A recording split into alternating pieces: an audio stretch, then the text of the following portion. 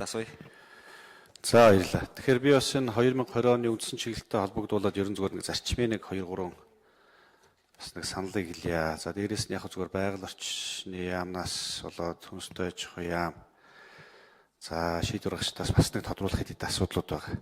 За ерөн зүгээр бид энэ 2020 оны үндсэн чиглэлийг төлөвлөхдөө за ерөн зүгээр ирэх Монгол улсыг цаашид нэг дунд хугацаанд буюу 2-3 жилийн хугацаанд хөгжүүлэхдээ нэг энэ бодлого төлөвлөлтөн дээр анхаарахтаа төсвийг уялдуулж боловсруулахдаа энийг хөгжлийнхэн бодлоготой уялдуулж бас нэг өөрчлөх гэдэг юм уу төлөвлөх нэг тийм шаардлага бол байна гэж би хараад байгаа. Хүссэн үсээгүй яг зүгээр манай байгаль орчны одоо энэ хүнстэй аж ахуй байгаль орчны байнгын орооны хүрээнд яригдахад бол үндсэн хэд хэдэн том зорилтууд бол байгаа. Үндсэн том хэд хэдэн хуулиуд бол батлагдсан. Хуулийн эрхчлүүд хангахдахгүй байна.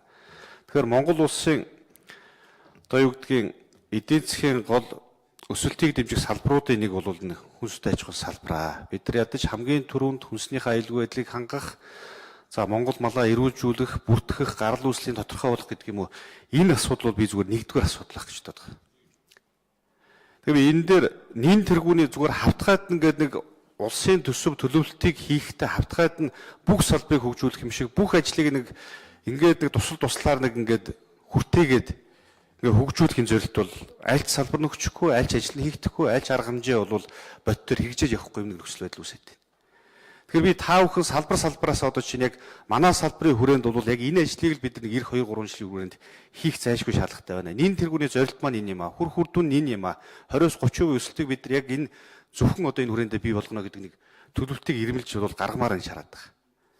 За би энд юунд уялдуулж хэлэх гээд байна вэхээр нэгдүгээрт энэ 2017 онд одоо манай байгаль орчны байнгын улсын хурл хэлсэн 2 жил шахуу хилцэж байгаа нэг 2 хууль баталсан. Малын генетик нөөцийн тухай хууль, малын эрүүл мэндийн тухай хууль гэдэг 2 хууль. Энэ 2 ажлын хүрээнд нийтдээ нэг бараг 95 6 100 гаруй тус нь одоо арга хэмжээнүүд бол хийгдэхэр байсан. Аль нь шийгдээгүй ингээд нэг 2 жил бараг шахуулах гэж байна. Улсын төсвөөр нэг ч мөнгө төгрөг тавигдахгүй байна. Сайхан хууль батлагддаг, бүхний дээр хүлэмжшөөрдөг, алга ташдаг. Ингээд цаана бол одоо юу гэдгийг хөрөнгө мөнгө байхгүй учраас нөгөө хөгжлийнхөө бодлоготой уялдуулж бид нар өсөв төлөвлөлт байхгүй учраас за салбарын сайд нь асуудал хамгааж гарч чадахгүй гэж би хараад байгаа. Тэгэхээр ингээд энэ ажлуу зогсчод байна. Жишээ нь би энэ чинь харахад энэ үржил селекц одоо юу гэдгийг малын үржил селекцийг сайжруулах, дээшлүүлэх гэдэг юм уу үзлэг ангилтыг хийх, малын одоо бүртгэл мэдээллийн санг өргөдгөх гэдэг энэ ажлууд байгаа. Гэтэл энэ ажил дээр бол одоо жишээ нь 2 тэрбум төгрөг улсын төсвөөр тавигдсан ч гэдэг юм уу ийм асуудал гарчаад идэг. Тэгэхээр би энэ бол өөрийнх нь хуулийнх нь үндсэн зорилго биш байсан. Бид нар өнөөдөр хөдөө аж ахуй салбараа хөгжүүлээ, махныхаа экспортыг нэмэгдүүлээ, түүхийд бүтээгдэхүүнээ одоо юу гэдэг гадаад зах зээл дээр гаргая гэвэл хамгийн түрүүнд тэр түүхийд бүтээгдэхүүн чинь малч нь өөрөө гарал үүсэн тодорхой байх хэрэгтэй болчиход байгаа. Бүртгэл нь хийгдэх хэрэгтэй болчиход байгаа. Бид нар хуулийнхаа өрөөнд 2020 он гэхэд Монгол улсынхаа үржил болоод таваарынхаа бүх малыг бүртгэнэ. Ядаж 80% та бүртгэхье гэхэд бидэрт нэг 84.9 тэрбум төгрөг хэрэгтэй байна гэж хэлсэн юм аа. Гэтэл ядаж тэгвэл үе шатаагаар энэгээ хийлдэ. Нэг 5 жилийн үжилтэйгээр жилд нэг 5-аас 10 тэрбум төгрөг тавиад ингээд хийхгүй бол Монгол улсын мал хизээж одоо юу гэдгийг магадгүй энэ хурдтайгаар бол 10-20 жилдээ ч гарахгүй байх юм нөхцөл байдал үүсэх гээд байна. Одоо энэ дээр та хэд маань яагаад энэ яамныхын бодлого хамгаалжтаагүй байна? Яагаад энэ бодлогоо оруулж ирэхгүй байна? Энэ дээр энэ бүртгэлийн ажил бол жишээ нь ямар ч одоо төсөв хөрөнгө бол тавигдаагүй асуудал байгаад байна. Энэ үзлэг ангилтыг бид нар хийхгүй бол малын чанар сайжрахгүй. Уг нь бид нар төлөвлөж ийстээр ядаж нэг 5 жилийн дотор 1.5-аас 2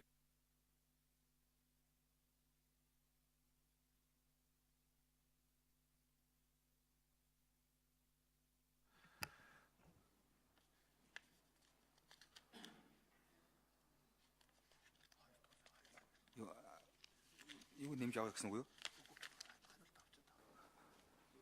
За хүнсэд аж ахуй хөнгөн үйлдвэрийн яамныхнаас хариулах. 2 номер. Нэрээ хэлээрэй.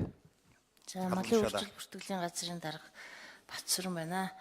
За малын генетик нөөцийн тухай хуулийн хүрээнд энэ оруулж ирж байгаа үндсэн чиглэлийн үнд мал сүргийг үзлэг ангилтанд хамруулах, малын бүртгэл мэдээллийн нэгдсэн сан бүрдүүлэх, мал сүргийг ялган тэмдэглэх, бог малын хэлтүүлэгчийг ялган төвлөрүүлэх гэсэн 3 асуудал дээр гуруула багцаараа 2 тэрбум төгрөгийн төсөвтэйгээр ингээд орж ирж байгаа. Ер нь бол энэ мал сүргийг үзлэг ангилт жил болгон тогтмол технологийн хугацаанд хийгдэж байгаа. Хавар 3 сарын 20-оос намар 10 сарын 25-ны хүртэл хугацааг бол мал үржүүлэг технологийн ажил үйлчилгээний хугацаа гэд ингээд зарлаад энэ технологийн хугацаанд эдгээр саяын дурдсан ажлууд бүгд хийгдэх ёстой.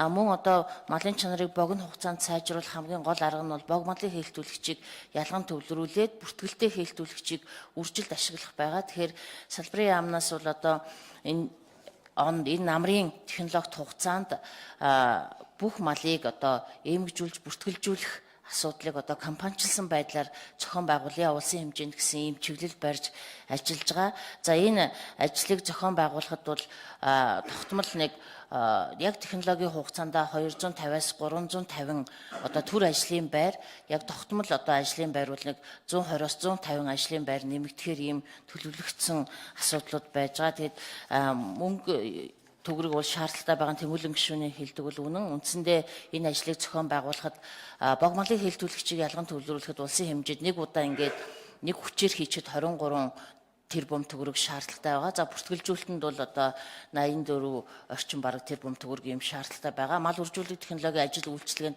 мал сүргийг бүртгэлжүүлэх үзлэг ангилалтанд хамруулахад шаардлагатай жишг үнийн тарифыг одоо баталж хууль зүйн яамд бүртгүүлсэн тэр тарифаар явахаар нэлээд ийм өндөр дүн гарч байгаамаа. Тэгэхээр энэ ажлыг одоо бүртгэлжүүлэх ажлыг бол нэн тэргуунд хийж энэ намрын 9 сарын 15-наас 11 сарын 15-ны хүртэл хугацаанд компаничлсан байдлаар бүртгэлжүүлэх ажлыг хийхээр төлөвлөд ажиллаж байна. Тэгээд энэ ажил дээр бас төсөв нэмэгдүүлэх одоо саналыг бас нэмэгдүүлэх юм одоо оруулж өгөөч гэсэн юм хүсэлт тавьж байгаа юм. Яг мөнгөнд өнгийн хувьд бол одоо бас хүрэлцээ муутай байгаа нь үнэ. Тэмүүлэн гишүүн нэмж тодруулж асууя. За баярлалаа. Тэгэхээр бид нар яг энэ тэргүүнийхэн зорилтуудаар бол бас нэг тодорхой хөрөнгө санхүүжилтийн тавьбал уг нь бол бид нар нэг эдийн засгийнхаа өсөлтийг дэмжих тодорхой 2-3 жилээс гэдэг юм уу бодит одоо экспортын орлогыг нэмэгдүүлэх боломж бол байна гэж би бас хараад байгаа. За дахиад дээр нь одоо юу гэдэг бас нэг салбар нь бол аялал жуулчлалын салбар байгаль орчин хамгаалах чиглэлээр бид нар тодорхой ажлууд хийх аялал жуулчлалын энэ салбарын өрсөлдөх чадварыг дээшлүүлвэл боломж олцоо бас байна. Би энэ дээр нэг зүйл хэлэх гэдэг нь энэ яамнаас энэ одоо цэвэр усныхаа нөөцийг тодорхойлох, хамгаалах гэдэг юм уу энэ асуудлуудаар бол учир туталтай ажиллаж байна. Энэ цэвэр усныхаа нөөц болоод нуурынхаа экосистемийг хамгаалах дээр бол таад бас хөрөнгө мөнгө төсөлж чадж гэнэ үгүй юу? Одоо чинь хамгаалахаасаа илүү одоо энэ нуурынхаа экосистем сөргөөрнөлөх юм бодлого яваад байна үгүй гэж би хардаг. Одоо чинь нэг бодит нэг жишээ бол Арангаан аймгийн Тэрхийн цагаан нуур, Монгол улсын хамгийн цэнгэг өгсдөө нуур бас нэг. Гэтэл энэ дээр одоо жишээ нь танаа яамнаас зөвшөөрөл олдод явснаар яг нуурынх нь гадарх дээр нууран дээр шүү бүр. Дахиад 1 минутаар сонгоё.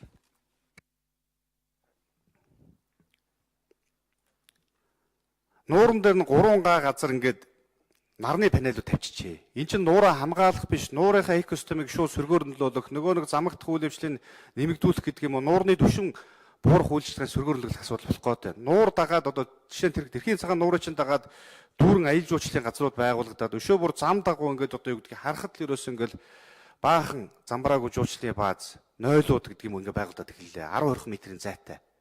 Энэ дээр та хэд бодлого гаргаж ажиллаж чадж байгаа юм уу? Төсөө хөрөнгө мөнгө судалгааг нь хийж чадж байгаа юм уу? Энэ асуудлуудаа цэгцлэхгүй бол болохгүй нэ. Тэгэхгүй бол одоо чинь бид нар энэ нуур, энэ үдсэн төгөлдөр газруудаа дагаад аялал жуулчлалыг хөгжүүлнэ гэсэн биш. Одоо бүр ингээд ийм замбраагүй байдал руу орж байна. Энэ танаа яамны дэрэг тусгай хамгаалалттай газар байна. Магадгүй орон нутгийн удирдлагууд нь буруу зүрх чиглэл бичгүүд өгсөн байж магадгүй. Энийг зэгцэх аргамжаагаа та даваач. Судалгааг нь хийгээч. Шинжлэх ухааны үндэслэлтэйгээр ингээд нэг аялал жуулчлалаа хөгжүүлэх, хамгаалах бодлогоо